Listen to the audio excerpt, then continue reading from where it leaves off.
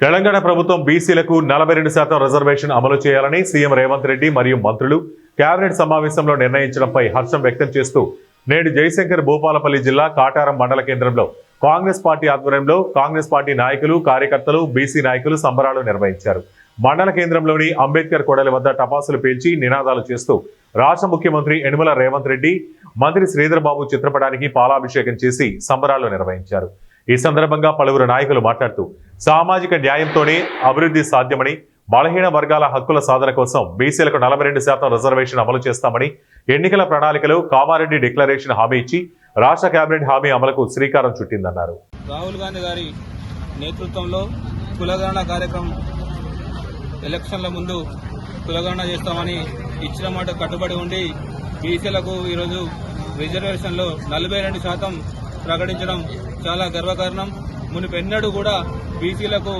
ఇంతటి న్యాయం ఎప్పుడూ జరగలేదు. ఈసారి మా ప్రజాపాలనలో మునుపెన్నడూ లేని విధంగా తెలంగాణ తల్లి సోనియా గాంధీ గారు, యువ నాయకులు రాహుల్ గాంధీ గారి నేతృత్వంలో 2023 ఎలక్షన్స్లో భాగంగా బీసీలకు 42% రిజర్వేషన్ ఇస్తామని గౌరవ ముఖ్యమంత్రి వర్యులు రేవంత్ రెడ్డి గారు, అలాగే కర్ణాటక ముఖ్యమంత్రి సిద్ధరామయ్య గారి స్టేట్మెంట్ మేరకు ఈరోజు బీసీలకు కులగణన నిర్వహించి దీనికి కేంద్రం ఎన్ని అడ్డుకట్టలు వేస్తున్నా గౌరవనీయులు రాహుల్ గాంధీ గారు ఆనాడు ఈ దేశంలో ఉన్నటువంటి బడుగు బలహీన వర్గాలకు చెందినటువంటి వారి యొక్క సాధక బాధకాలు తెలుసుకోవాలని ఆ రోజు భారత్ జోడో యాత్ర అనే కార్యక్రమాన్ని తీసుకొని దేశం అంతటా పాదయాత్ర చేస్తున్న సందర్భంలో ఈ దేశంలో బీసీలు వెనుకబడి ఉంటున్నారు, వారికి